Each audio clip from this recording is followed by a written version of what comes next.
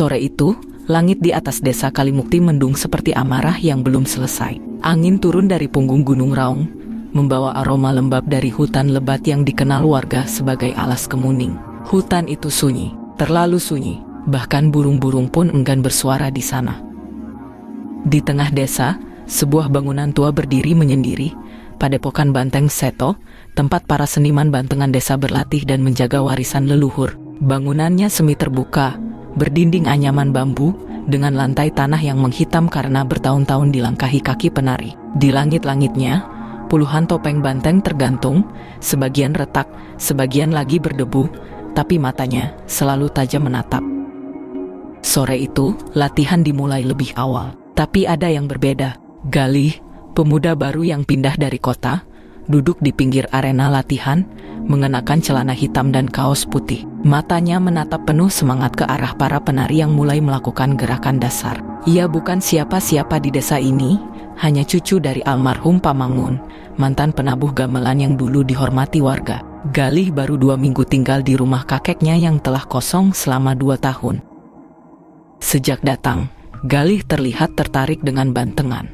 Tapi bukan karena nilai budayanya. Ia ingin konten viral, video dokumenter horor tentang kesurupan, bantengan, dan mistik desa. Ia membawa kamera saku, menggantung di lehernya, siap merekam kapan saja. Mas Galih, kalau cuma nonton, jangan motret terus. Padepokan ini bukan tempat wisata, tegur Pak Rono, sesepuh kelompok bantengan yang juga ketua adat desa. Wajahnya keras, rambutnya sudah putih semua, tapi suaranya masih bertenaga.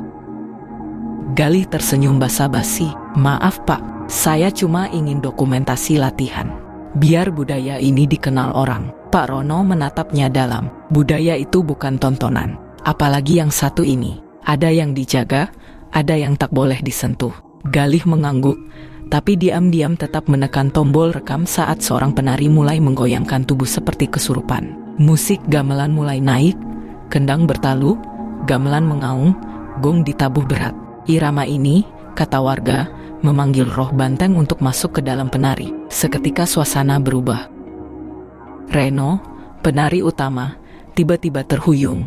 Matanya mendelik, tubuhnya membungkuk, dan napasnya terengah-engah seperti binatang. Dari mulutnya terdengar kerangan berat, bukan suara manusia biasa. Pak Rono segera memberi aba-aba. Seorang penabuh menghentikan kendang. Seorang lagi menyiramkan air bunga dari tempayan di sudut padepokan ke tubuh Reno. Reno jatuh tersungkur. Semua orang tenang. Mereka biasa dengan kesurupan seperti ini. Tapi sore itu, bau amis menyengat tiba-tiba menyebar dari arah tubuh Reno. Bau daging mentah yang membusuk di tengah panas. Sesuatu yang tak biasa. Galih melangkah mendekat, mengambil gambar dari dekat. Tapi saat kamera fokus pada wajah Reno yang pingsan, ia membekuk. Di layar, wajah Reno seperti ditutupi bayangan hitam bertanduk, dan matanya menatap langsung ke lensa, padahal ia sudah tak sadarkan diri. Malam harinya, Galih kembali ke rumah almarhum kakeknya.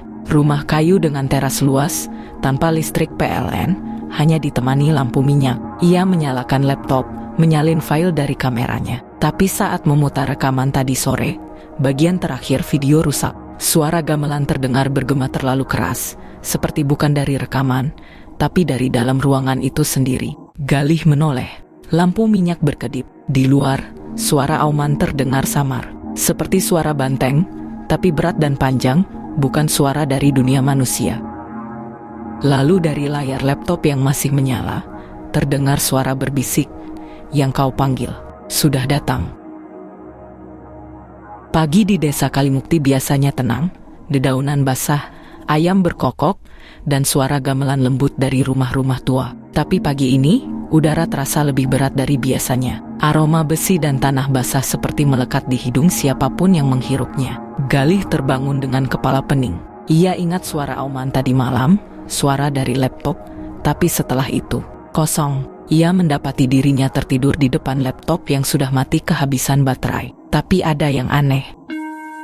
Kakinya kotor, tanpa alas kaki, penuh lumpur kering dan daun basah, seolah-olah ia keluar rumah semalam, padahal ia yakin tidak pergi kemana-mana. Dengan rasa tak enak di perut, ia membuka pintu depan. Langit masih diselimuti kabut tipis. Jalan tanah menuju rumahnya becek karena hujan dini hari. Dan di sana, di tengah jalan, ada jejak tapak kaki besar, tapak banteng. Tapi bukan tapak biasa, ukurannya 2 kali lipat dari banteng biasa. Dalam, utuh, dan berjejer lurus mengarah ke rumah Galih. Wah, itu, jejaknya dari semalam. Suara lirih datang dari samping. Busri, tetangga sebelah yang sudah tua, berdiri di pagar bambu rumahnya sambil membawa sapu lidi. Wajahnya pucat, matanya nyalang menatap tanah. Kamu dengar suaranya juga ya? Lanjutnya, Galih mengangguk pelan. Auman itu bukan dari hutan, Bu. Busri tak menjawab. Ia justru mendekat, menyibak jejak-jejak itu dengan sapu lidi. Lalu ia berkata, setengah berbisik, setengah menahan ketakutan. Jangan ulangi kesalahan kakekmu. Galih terdiam. Kakekmu dulu juga keras kepala. Waktu dia masih muda, dia rekam latihan bantengan malam-malam, tanpa izin. Waktu gamelan ditabuh, dia minta penarinya lanjut meskipun sudah kesurupan. Dia pikir itu hiburan. 2 malam setelahnya, dia jalan sambil tidur, ketemu warga di tengah sawah. Diam aja, matanya merah. Pas ditanya, dia bilang, bantengnya belum puas. Busri menatap Galih tajam. Setelah itu, tiap bulan Suro, rumah ini selalu kedatangan tamu. Tanduknya 2, matanya 1. Galih merasa tengkuknya dingin. Ia masuk buru-buru, mengunci pintu. Hari itu ia kembali ke padepokan, membawa kamera. Ia berniat meminta izin Pak Rono untuk merekam ulang, berharap bisa membersihkan rekaman aneh dari kameranya. Namun begitu ia tiba, ia mendapati padepokan sepi. Semua alat musik gamelan ditutupi kain putih. Topeng-topeng banteng diturunkan dan disusun di atas tikar melingkar. Di tengah lingkaran, duduk Pak Rono, matanya terpejam, menggenggam keris kecil berlumur asap dupa. Galih terpaku. Pak Rono, saya, duduk. Suara Pak Rono berat dan tegas. Tak membuka mata. Galih duduk. Perlahan, Pak Rono membuka matanya dan menatapnya lekat-lekat. Kamu tahu kenapa latihan sore itu dihentikan?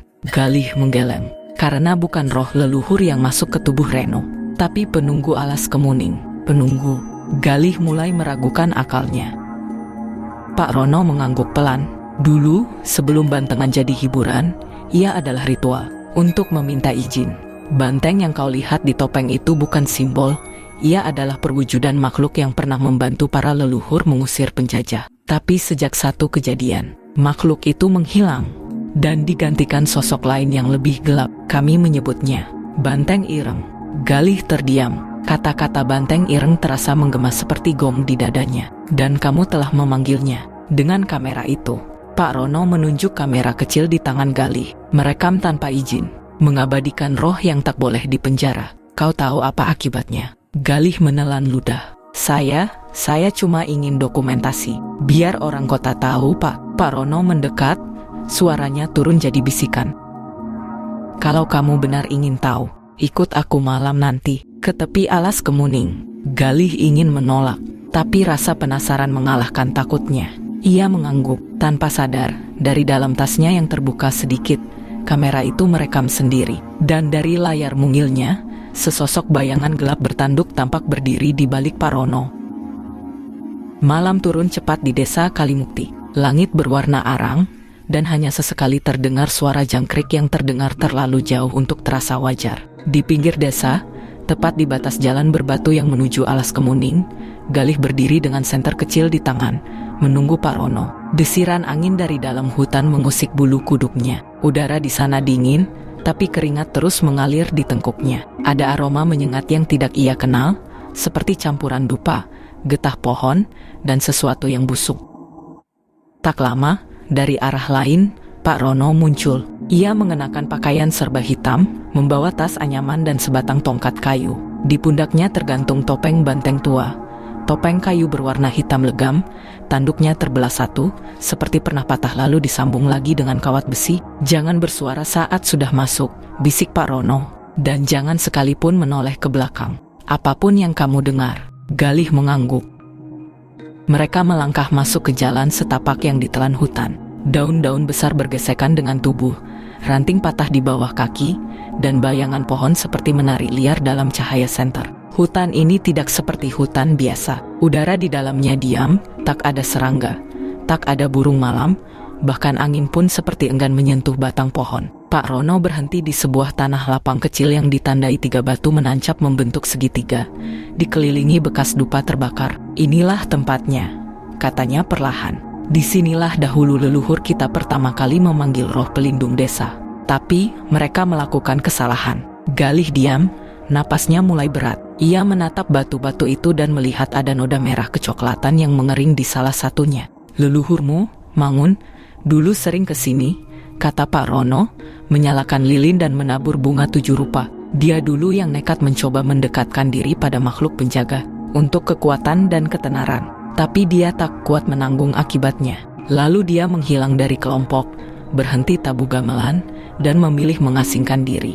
Galih mengingat rumah kakeknya yang selalu terkunci, tirai selalu tertutup, dan suara gamelan yang kadang terdengar samar di malam hari meskipun tidak ada yang memainkannya.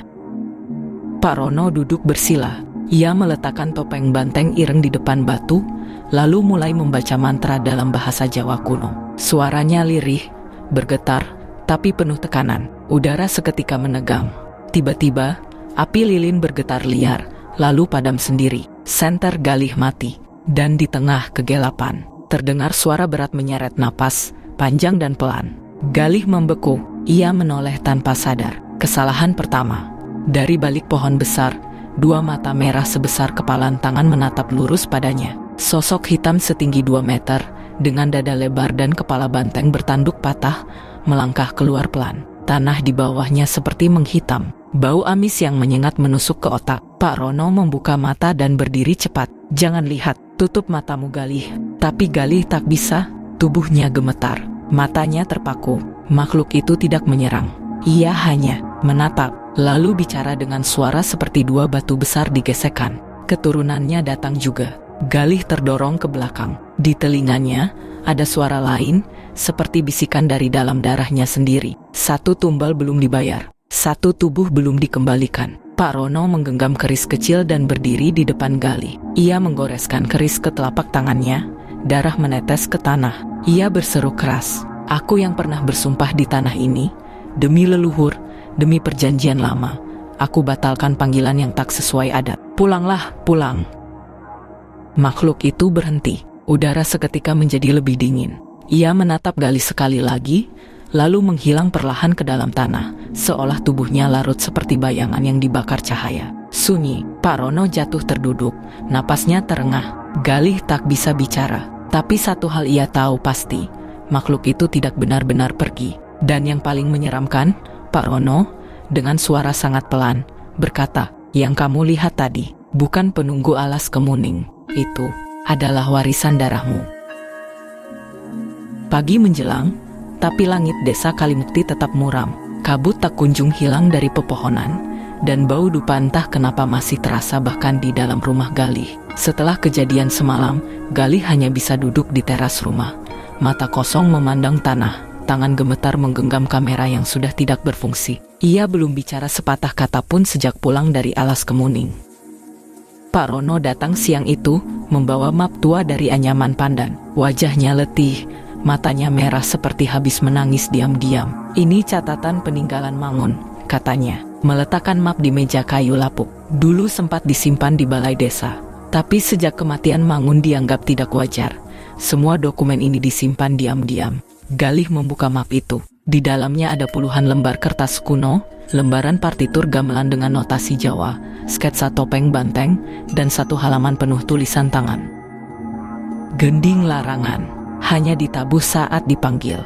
Jangan sembarangan dimainkan, apalagi direkam, karena setiap nadanya bukan memanggil hiburan, tapi membuka pintu darah." Di bawahnya tertulis tanggal dan tanda tangan. Mangun, 12 Suro, 1987. Gending larangan ini hanya ditabuh 1 kali dalam sejarah, jelas Pak Rono. Saat itu Mangun dan kelompoknya mencoba menciptakan pertunjukan sakral untuk malam 1 Suro. Tapi penari utamanya mati di panggung. Lidah tergigit, mata melotot, dan topengnya tak bisa dilepas sampai dikubur. Galih memucat.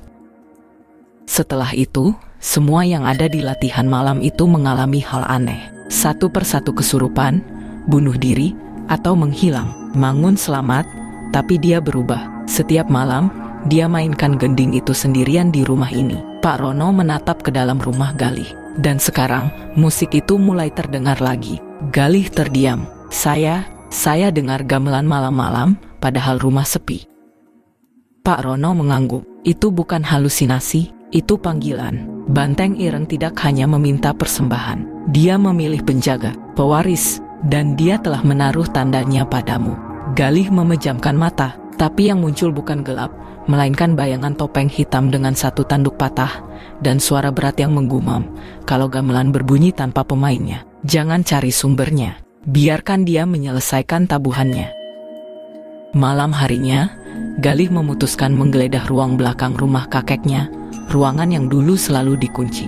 Ia temukan kunci kecil di bawah patung kayu di altar keluarga. Pintu ruang belakang berderit berat saat dibuka.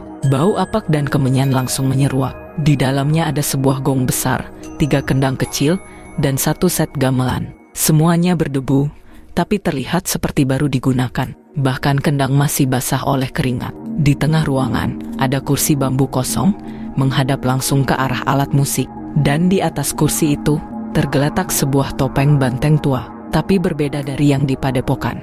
Topeng ini berdarah, darah segar, menetes perlahan ke lantai. Galih mundur, tapi sebelum ia sempat keluar ruangan, gong berbunyi sendiri. Suaranya berat, menggetarkan lantai. Satu nada panjang, tapi cukup untuk membuat dinding seperti bergetar. Dan dari arah pintu, suara langkah kaki pelan terdengar mendekat. Bukan langkah manusia, berat, teratur, seperti binatang besar berkuku belah. Galih ingin lari, tapi tubuhnya tak bisa bergerak. Di depan matanya, bayangan besar berdiri di ambang pintu. Suaranya berat, seperti dari dalam perut bumi. Lanjutkan tabuhannya, atau darahmu jadi gantinya. Galih duduk kaku di depan seperangkat gamelan kuno.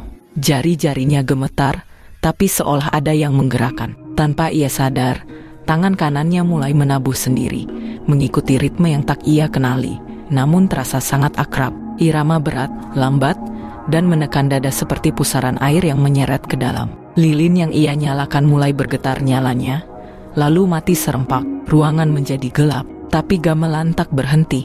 Gending larangan telah dimulai. Suara tabuhan dari gamelan terdengar tidak hanya di ruangan itu. Di luar rumah, angin mendadak berhenti. Ayam-ayam membisu, anjing menyalak keras di kejauhan lalu terdiam. Dan di desa, beberapa orang yang sudah tua, yang pernah mendengar gending ini puluhan tahun lalu, menangis tanpa tahu kenapa. Bumina salah satunya. Ia duduk memeluk lutut, bergumam, "Mangun, kowe wis bali." Di tengah denting gamelan, Galih seperti terseret masuk ke dalam ruang hitam. Dunia di sekelilingnya berubah. Ia tidak lagi di rumah. Ia kini berdiri di panggung terbuka, dikelilingi orang-orang berbusana tradisional, semuanya memakai topeng banteng. Di tengah panggung itu, seseorang menari. Seorang pria tua, matanya kosong, tubuhnya kaku, tapi tariannya seperti dijalankan oleh sesuatu dari dalam dirinya. Galih mendekat. Semakin dekat, wajah penari itu semakin jelas. Itu kakeknya, Mangun, tapi bukan Mangun biasa. Wajahnya separuh hitam, matanya merah, dan di mulutnya menjuntai lidah panjang berwarna kelam. Penonton di sekeliling mulai satu persatu membusuk. Kulit mereka mengelupas, mata meleleh, tapi topeng banteng tak pernah lepas dari wajah mereka. Galih mundur, mencoba berteriak, tapi panggung berubah. Tiba-tiba ia berada di dalam kamarnya sendiri, dan di sudut kamar, seorang anak kecil duduk bersila, menangis. Bajunya sobek, kulitnya penuh bekas luka bakar, tapi di tangannya, ia memegang topeng banteng ukuran anak-anak. Anak itu menatap Galih dan berkata lirih, "Aku bukan kamu, tapi kita satu tubuh. Kamu yang lahir, aku yang dibuang." Galih terdiam. "Siapa kamu?" Anak itu tersenyum lemah, dan seluruh dinding kamar berubah menjadi dinding anyaman bambu yang terbakar. Anak itu menjawab, "Aku, saudaramu, yang dikorbankan Mangun saat kamu lahir." Galih terbangun. Gamelan berhenti. Ia terduduk di depan gong, napas terengah, tubuh basah kuyup oleh keringat. Tapi suara dari lorong rumahnya masih terdengar. Suara anak kecil tertawa pelan. Galih berjalan pelan, menyusuri lorong menuju suara itu. Dan saat ia membuka pintu dapur, Cermin tua di sana menampilkan dua bayangan, dirinya sendiri dan anak kecil di belakangnya, memakai topeng banteng, matanya kosong, wajahnya penuh luka. Galih membalik cepat, tapi tak ada siapa-siapa. Namun di atas meja makan, tergeletak akta kelahiran, tua, sobek, dan lusuh. Di situ tertulis, nama anak, Galih Mangun Atmoko, nama saudara kembar, Gilang Mangun Atmoko, status, meninggal saat lahir. Tangannya gemetar saat menyentuh akta itu. Di belakangnya, suara berat dan dalam berbisik, kamu lahir karena dia mati. Dan banteng tak lupa pada tumbalnya. Pagi itu, Galih tidak langsung keluar rumah. Ia hanya duduk mematung di ruang depan, menatap akta kelahiran yang telah usang di tangannya. Di luar, suara orang-orang desa mulai terdengar, sayup, seperti biasa. Tapi bagi Galih, dunia sudah tidak sama. Ia hidup karena Gilang, kembarannya, harus mati. Dan kematian itu bukan alami, itu sebuah pilihan. Pak Rono datang lagi siang harinya. Wajahnya tegang, matanya menyipit ketika melihat kertas di tangan Galih. Dari mana kamu dapat itu? Tanyanya. Di rumah ini. Setelah memainkan gending itu, saya lihat dia, Pak. Gilang, dia belum pergi. Dia masih menunggu. Pak Rono duduk lama, lalu membuka cerita yang selama ini ia simpan. Dulu, saat kamu lahir, Mangun adalah pemimpin utama Padepokan Banteng Ireng. Ia dan istrinya tidak bisa punya anak selama bertahun-tahun, hingga akhirnya istrinya hamil, anak kembar. Tapi di saat bersamaan, Padepokan kehilangan banyak dana, pertunjukan sepi, dan banyak penari mulai mati mendadak. Malam sebelum kelahiran kalian, Mangun datang ke hutan, ke tempat itu. Ia membawa sesaji, dan ia berjanji pada penjaga alas kemuning. Ia minta kejayaan kembali. Penari-penari baru, dana mengalir, tapi tumbalnya harus darah dari tubuhnya sendiri. Galih menunduk, mulutnya bergetar. Jadi Gilang, Pak Rono mengangguk, dibakar hidup-hidup dalam upacara sunyi. Dikenal hanya sebagai anak mati lahir, tapi sebenarnya jiwanya dibelenggu, tidak dibebaskan. Disimpan agar kekuatan tetap mengalir ke keturunan Mangun, ke kamu. Galih merasa mual. Tapi rasa mual itu segera digantikan oleh pukulan keras di dalam dadanya. Seperti ada sesuatu di dalam tubuhnya yang berontak. Jantungnya berdetak cepat, lalu melambat, lalu cepat lagi. Dia mulai menarikmu, kata Pak Rono, suaranya rendah. Karena kamu bukan lagi manusia biasa, Galih. Kamu adalah media, tempat dua jiwa berselisih. Tapi tempat itu hanya bisa cukup untuk satu. Dan saat bulan mati nanti, salah satunya harus pergi. Malam harinya, Galih mencari Buminah, satu-satunya orang yang masih hidup dari generasi yang menyaksikan kelahiran dirinya dan Gilang. Rumahnya di ujung desa, dekat sawah. Buminah awalnya menolak bicara. Tapi saat Galih menunjukkan akta kelahiran dan menyebut nama Gilang, wanita tua itu gemetar, lalu akhirnya membuka kotak tua dari bawah ranjang. Di dalamnya ada baju bayi gosong, setengah terbakar, dan sehelai surat, "Aku tak tahan. Ini kutinggalkan untuk siapapun yang hidup setelah aku," tulis Mangun. "Anak keduaku tidak pernah mati. Ia hanya kutukar dengan tanah ini, seni ini, kebanggaan ini. Tapi setiap malam dia datang, bukan sebagai roh, tapi sebagai hak yang tak kunjung ditebus." Buminah menutup surat itu dengan tangan gemetar.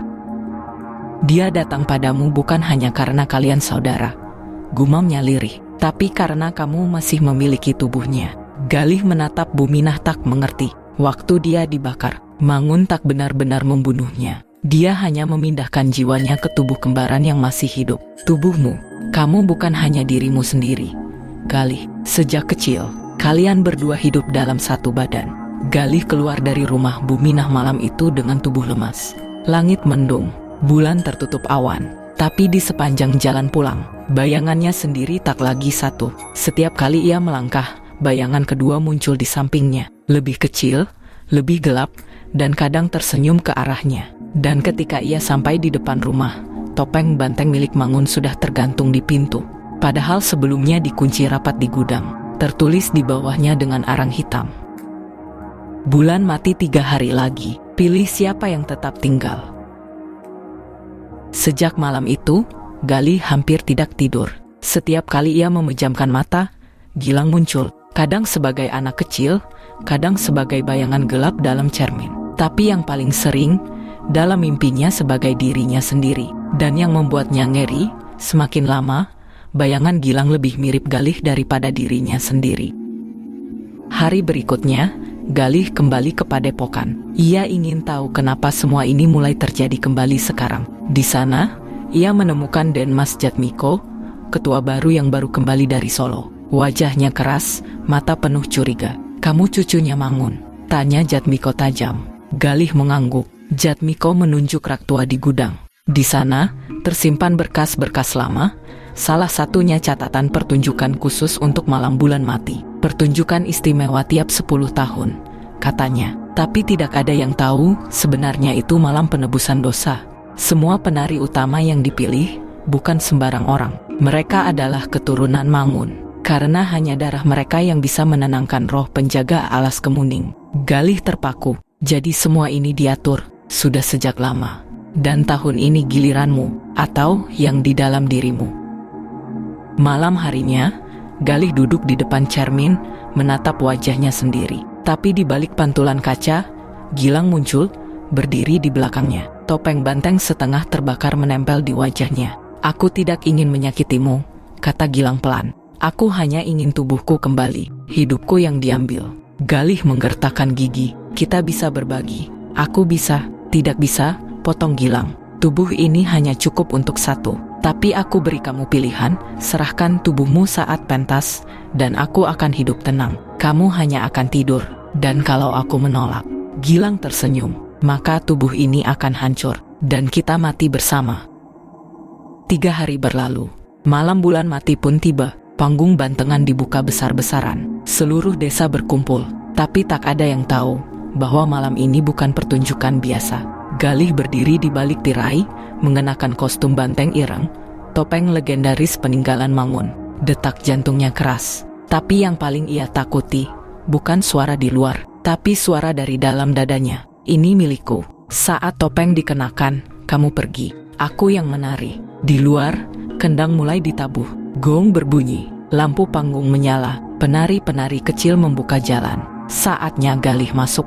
Ia melangkah maju, satu kaki di dunia nyata, satu kaki di jurang yang dibuka oleh gending terlarang. Dan ketika ia mengenakan topeng, dunia menjadi hitam. Saat penonton melihat penari banteng ireng malam itu, semua terpukau. Gerakannya sempurna, tubuhnya meliuk seperti dimasuki kekuatan gaib. Tapi satu hal membuat bulu kuduk meremang. Matanya merah, suaranya berat, dan dari mulutnya terdengar gumaman nama. Gilang. Pak Rono dan Buminah yang hadir di antara penonton saling pandang. Buminah berbisik, "Itu bukan Galih." Tiba-tiba, lampu padam. Gong berbunyi sendiri, dan dari atas panggung, asap hitam mengepul dari tubuh penari. Penonton mulai panik. Anak-anak menangis. Tapi Den Mas Jatmiko maju ke depan, suaranya lantang. "Diam, ini bagian dari warisan Mangun. Biarkan banteng memilih." Di balik topeng, dalam ruang hitam yang tak bertubuh, Galih berdiri sendirian. Tapi kali ini ia tidak takut. Ia menggenggam sesuatu di tangannya. Topeng kecil yang dulu ia temukan di gudang. Topeng anak-anak, topeng Gilang. "Kalau memang tubuh ini hanya bisa cukup untuk satu," katanya tegas, "maka aku tidak akan membunuhmu. Aku akan membebaskanmu." Dan dengan seluruh tekadnya, Galih menabrakkan dirinya ke Gilang. Mereka menyatu. Topeng anak-anak hancur. Gong berbunyi pecah. Dan seluruh panggung terseret dalam ledakan cahaya putih. Ketika cahaya mereda, Galih rebah di tengah panggung. Penonton panik, tapi tubuhnya masih bernapas. Saat ia membuka mata, hanya satu suara yang terdengar di dalam kepalanya. "Terima kasih, sudah memberiku istirahat. Sekarang, kamu utuh." Dan untuk pertama kalinya dalam hidupnya, Galih merasa dirinya benar-benar satu. 3 hari setelah malam bulan mati itu, desa Kemuning masih sepi. Tidak ada pertunjukan, tidak ada suara kendang. Hanya angin yang terus melintasi pohon-pohon bambu dan bisik-bisik dari mulut ke mulut warga desa. Galih belum keluar dari rumah. Tapi kali ini, bukan karena takut, melainkan karena ia sedang sibuk menulis. Di ruang tamu rumah peninggalan Mangun, ia duduk menghadap jendela, menyalin ulang semua catatan lama tentang bantengan, tapi tanpa bagian-bagian yang berisi darah, kutukan, atau pemujaan. "Seni tidak harus ditopang tumbal," tulisnya. "Ia bisa berdiri dengan cinta dan warisan, bukan rasa takut. Pak Rono datang pagi itu membawa 2 orang pemuda desa. Ini anak-anak baru, katanya. Mereka ingin belajar bantengan, tapi bukan yang lama, yang baru, yang bersih. Galih menatap mereka, senyum tipis di wajahnya.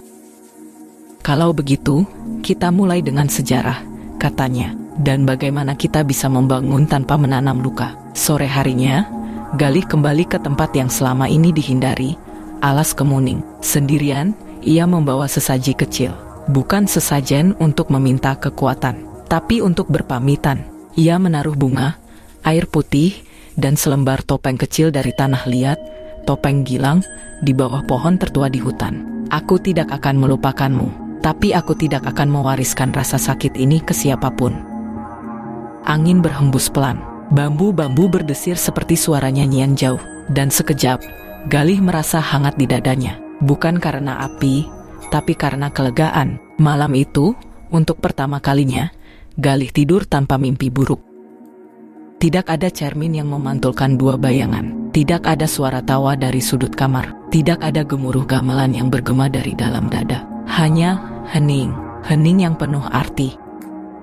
Beberapa bulan kemudian, Padepokan Banteng Ireng kembali hidup. Tapi dengan bentuk baru. Pertunjukan mereka kini bukan hanya menari, tapi juga bercerita tentang sejarah, tentang kegelapan, dan tentang bagaimana manusia bisa memilih untuk tidak mengulang. Dan di setiap akhir pertunjukan, Galih selalu menutup dengan kalimat, "Kami bukan memanggil roh, kami memanggil kenangan. Dan kami menarikan kebenaran, agar kalian tidak melupakannya." Di atas lemari kayu tua di rumah Galih, masih tergantung 1 topeng banteng. Bukan topeng mangun, bukan topeng kutukan, tapi topeng polos dari tanah liat, tanpa warna, tanpa hiasan, kosong, siap diisi oleh kisah baru.